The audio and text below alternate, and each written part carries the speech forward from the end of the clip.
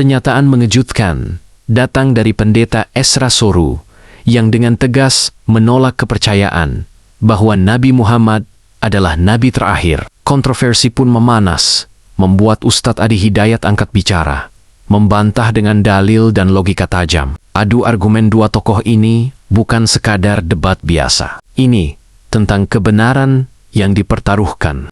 Apakah Muslim percaya bahwa Muhammad adalah nabi terakhir, penutup dari para nabi, khatam an-nabiyyin? Kalau percaya, lalu tanya pada mereka, di mana Muhammad sendiri pernah berkata dengan kalimat eksplisit, aku adalah nabi terakhir, setelah aku tidak ada nabi lain lagi, sembahlah Allah karena aku utusannya yang terakhir. Ada tidak? Dia cari sampai mabok dan dunia kiamat juga dia tidak dapat. Kalau begitu, kenapa kalian bisa percaya bahwa Muhammad nabi terakhir padahal dia tidak pernah mengatakan demikian? Nabi Isa itu hidup 600 tahun sebelum Nabi Muhammad SAW dilahirkan. Nabinya belum ada. Nabi Isa sudah ada. Tiba-tiba umatnya menduga Nabi terakhir itu Nabi Isa. Karena Nabi Isa punya sifat yang mirip di ramalan kitab yang mengatakan Nabi terakhir itu punya sifat baik dengan masyarakat lingkungan sosialnya. Dan Nabi Isa itu lembut luar biasa, jangankan pada manusia, pada hewan pun itu lembutnya luar biasa. Jalan dengan muridnya, di perjalanan kemudian ada aliran anak sungai melihat bangkai hewan, sudah jadi bangkai, baunya luar biasa. Kata muridnya, guru, bau sekali bangkai ini. Kata Nabi Isa alaihi salam, Al-Masih, yang disebut oleh sementara orang dengan Yesus, itu Nabi bukan Tuhan. Nabi beliau mengatakan, kata Nabi Isa, perhatikan, begitu putih sekali dan bersih giginya. Kata muridnya, Tuan Guru, kenapa Anda mengatakan demikian?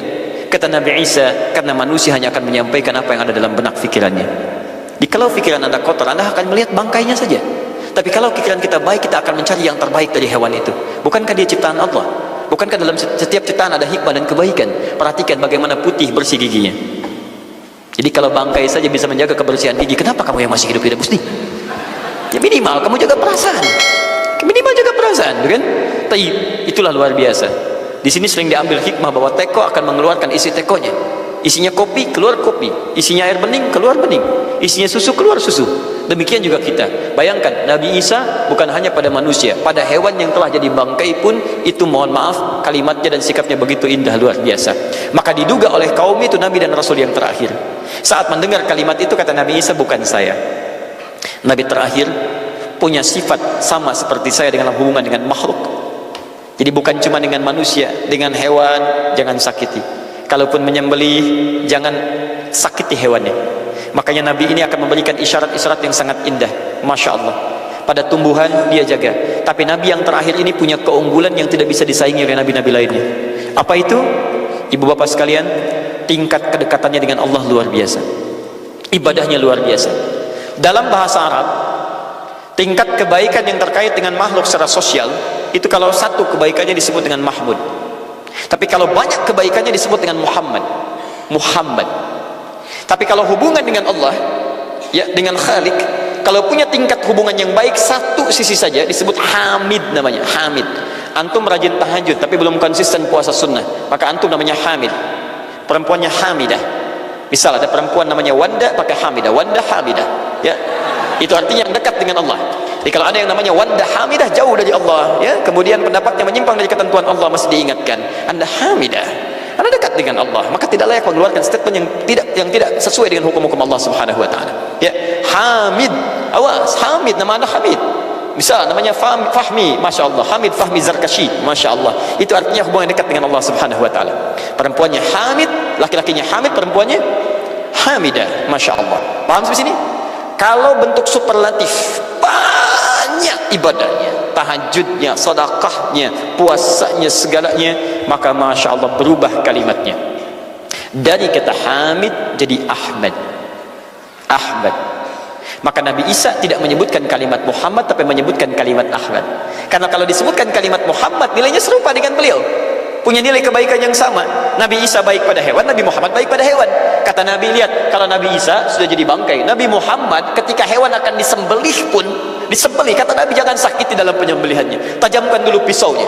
Ketika menyembelih jangan lakukan berkali-kali, kata Nabi, tajamkan, begitu anda kemudian sembelih, seketika selesai. cari urat yang membuat cepat darahnya keluar. Nabi itu. Dan dalam menajamkan itu, antum jangan memperlihatkan depan hewannya, tidak boleh. Kandidat selanjutnya, siap-siap ya, masya Allah, tidak boleh. Awas saat kurban tuh, kadang suka lupa antum tuh, ya dibawa sini, ini masih begini-begini tuh, itu menyakiti hewan secara psikologis, nggak boleh, nggak boleh. Ya awas, ya, tayyib. Tumbuhan, lihat, tumbuhan, nggak boleh dalam keadaan perang itu kan luar biasa dahsyat, emosi memuncak segalanya ada, tapi Nabi katakan jangan rusak tanaman, dahsyat. Cuma dalam Islam. Itu yang 212 tahun lalu itu, masya Allah, nggak ada yang injak rumput, nggak injak macam-macam. Ya, itu yang kameramen yang injak rumput tuh. Ya, kameramen injak rumput tuh. Yang kameramen begitu diinjak dimunculkan di media gitu kan. Wah, tapi lihat betapa rapi bersihnya, itulah Islam. Tapi jangan cuma 212 saja. Ya, 312, 412, 484 dan sebagainya. Jadi, semua yang ada setiap hari kita jaga. Ada tumbuhan, jaga. Yang praktekkan negara lain. Di New Zealand ada tumbuhan, antum sedang ngidam, papa pengen daun itu, tunggu sampai jatuh, nggak bisa diambil. Begitu diambil, denda. Padahal yang punya teorinya Islam, tapi hubungan dengan Allahnya itu bukan Muhammad tapi Ahmad. Makanya Nabi Isa mengatakan, wa mubasysyara bi rasulin ya'ti min ba'di ismuhu Ahmad. Saya kasih kabar gembira, Rasul terakhir bukan saya, tapi seseorang yang nilai ibadahnya lebih daripada saya. Jaminan surganya sudah ada, bahkan turun surah kepadanya, inna a'tainakal kautsar. Dirinya dijaga dari kesalahan, maksum, sifatnya luar biasa baik, tapi itu tidak menghentikan dia untuk mendekat kepada Allah dengan sifat yang luar biasa.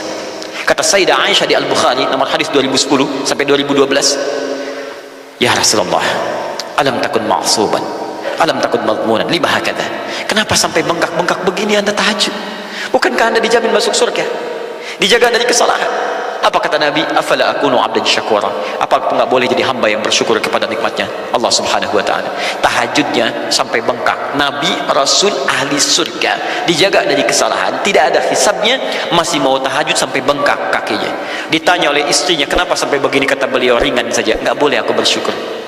Masya Allah, ada orang Nabi bukan, Rasul bukan, surga belum ada jaminan, amal berantakan, hisab menegangkan. Masya Allah, bangun mata bengkak, kaki biasa, tahajud tidak subuh lewat. Masya Allah, cita-cita surga Firdaus. Luar biasa. Makanya Nabi Isa mengatakan Ahmad bukan Muhammad. Dan ini bukan isyarat Nabi baru, karena nama yang melekat pada Nabi terakhir semuanya sifat, bukan nama zat.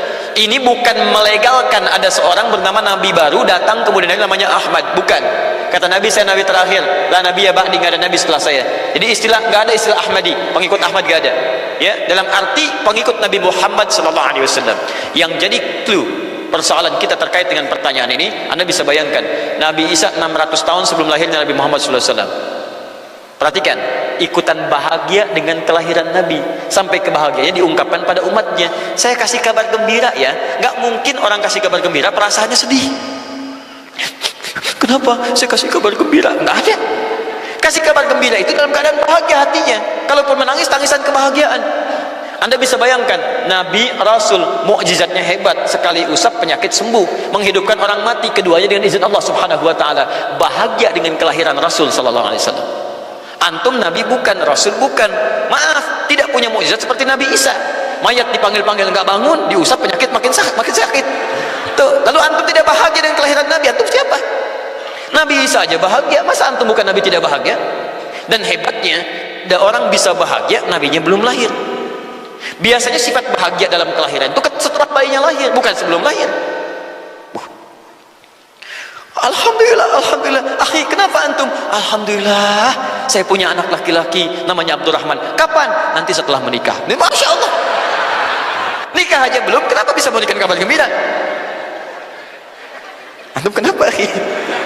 Itu dia, akhi boy, tiba-tiba seperti itu. Orang bingung, akan bubar pengajian kalau ustaznya begitu. Ya, jadi mustahil ada orang memberikan kabar gembira ketika bayinya belum lahir.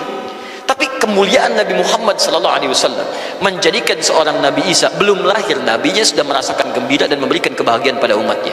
Kalau bukan Nabi Muhammad, mustahil. Ada kemuliaan tersendiri bagi Nabi Muhammad SAW.